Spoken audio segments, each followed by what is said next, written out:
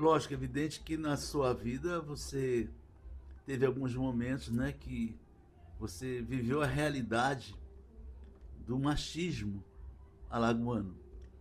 Eu sou carioca e percebi uma diferença muito grande no lidar do alagoano com as mulheres e como carioca, como eu, lidou com as mulheres com quem eu convivo e com quem eu convivi no passado.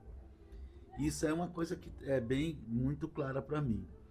Mas na capoeira, durante um bom tempo, que eu trabalhei com 347 alunos no CEPA, 238 alunos no SESC, o primeiro grupo de mulheres, né, foram minhas alunas no SESC. Eu tive 236 mulheres na Polícia Militar. Então eu tive muita experiência com mulher, né? E vários relatos delas sempre foi de se queixando do machismo, seja do marido, seja do namorado, seja do capoeirista. E eu presenciei diversas vezes a mulher entrar na roda e em menos de um minuto o cara já comprar, como se ela não sabe jogar não, sai daqui. E eu sempre mandava o cara sair, a mulher comprar, tirar o cara e voltar para jogar. Para mostrar para ele que o seu tempo não é o dele. Sim, E sim. você tem que ser respeitada no seu tempo de dialogar na roda com quem quer que seja. Mas você, assim, mais de perto, com você própria, você já teve algum momento de machismo contra a sua pessoa, por ser mulher? Então, mestre, contra a minha pessoa, dessa forma, não tão, entendeu? Mas já vivi dentro da minha própria casa, né, uma certa violência, né? E assim, eu não tenho medo de falar, né? Para mim isso é um desabafo, né? E que outras mulheres precisam escutar e entender que necessariamente não é obrigado você se calar, entendeu? Mas também entendo quando algumas se calam porque elas não têm a força que existe dentro de você que bota essa garra para fora. Então eu vivi isso na minha própria casa, né? Desde pequenininha com os meus pais, né? A minha rainha, minha mãe é minha rainha, minha tudo.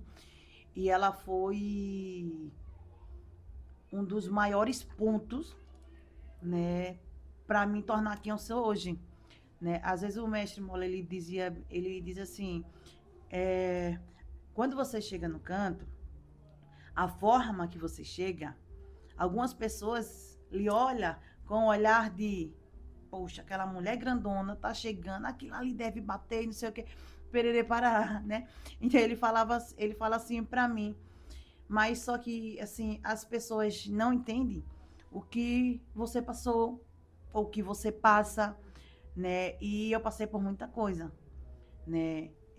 Que foi calado de certa forma, mas que meu avô também não deixou ficar barato, porque ele era um grande defensor das mulheres, principalmente das mulheres da família, né? Quando a minha mãe passou por alguns momentos terríveis dentro de casa, né? E assim, ela foi o grande exemplo, né? A minha maior força para seguir e para buscar de que forma eu poderia ajudá-la, né? A pessoa que saía da sua casa, uma mulher que saía da sua casa, que ia lavar roupa, que naquele tempo era R$ 30 uma trouxa de roupa, mas que dava o melhor para mim, né? E ver ela ser abusada, violentada, né? Me tornou sem que eu sou, né? Na bravura, né? Antigamente, meu apelido era Maria Bonita e as pessoas diziam, por quê? Por conta da beleza? Não, por conta da bravura mesmo, porque eu batia com homem, mulher e o que viesse, né? Porque ela foi o meu grande exemplo para ser assim. Quando eu vi ela passar por momentos e eu era pequenininha. E eu dizia assim, por mais que eu tentasse fazer algo, né, eu era paralisada, porque perto de um adulto eu era uma formiga. Então, automaticamente, o meu genitor sai daqui, vai para lá.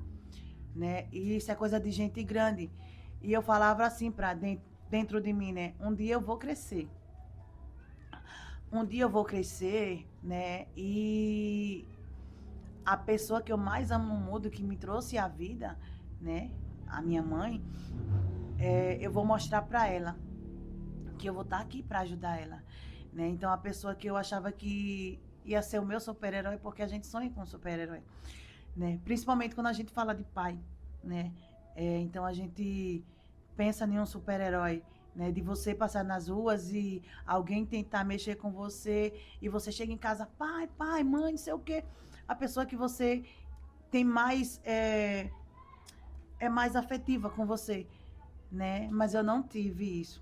Eu não tive isso, então isso me tornou uma pessoa bruta.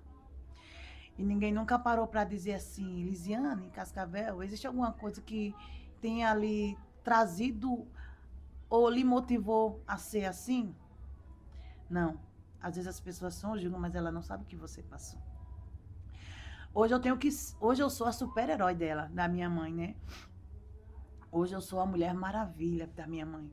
E eu não deixo ninguém encostar nela, porque quando a gente consegue enxergar algo de tão grandioso e precioso, ela é minha pedra rara, minha joia rara, né? E é a melhor coisa que Deus fez na minha vida foi colocar minha mãe, né? É um grande exemplo de vida para mim, aquela mulher, né? Toma conta dos meus filhos quando eu preciso trabalhar e é a pessoa que não me vira as costas. Então, eu preciso proteger ela do mundo. Eu preciso estar com ela.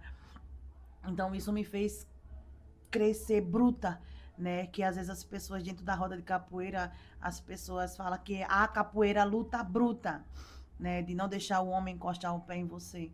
Mas ninguém sabe que você passou por aquele trauma que ficou dentro de você, né? Dizer, não, alguém vai me tocar de uma forma diferente, eu preciso estar ali pronta para atacar também, né? Então, o que eu vivi de violência, né, dentro da minha casa, com os meus pais, né, me fez ser essa mulher um pouco bruta, né? Às vezes essa semana mesmo eu fui na escola da minha filha, né, e eu conversando com uma das professoras dela, né, eu tento passar da melhor forma e ser carinhosa, por mais que eu não consiga ser, né? E isso é uma das coisas que me machuca também, né? Porque ela precisa do autocuidado de mãe, né? E às vezes essa brutalidade, ela me afasta um pouco.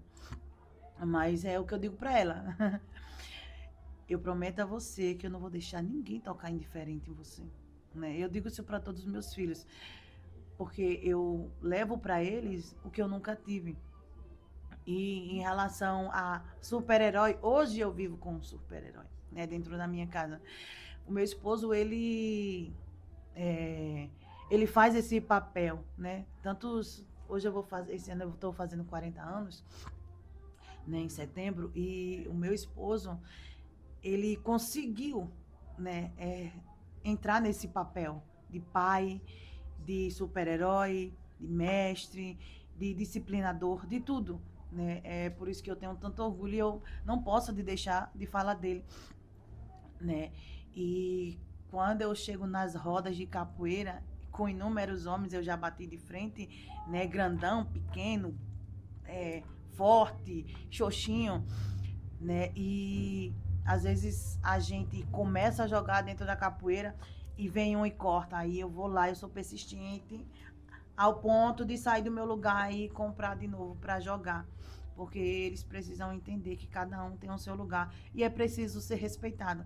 Porque se a gente não fizer isso, a gente não consegue caminhar da forma que a gente quer caminhar e não necessariamente ganhar o respeito por valentia. Não, é porque tem que ser respeitada mesmo dentro de uma roda de capoeira.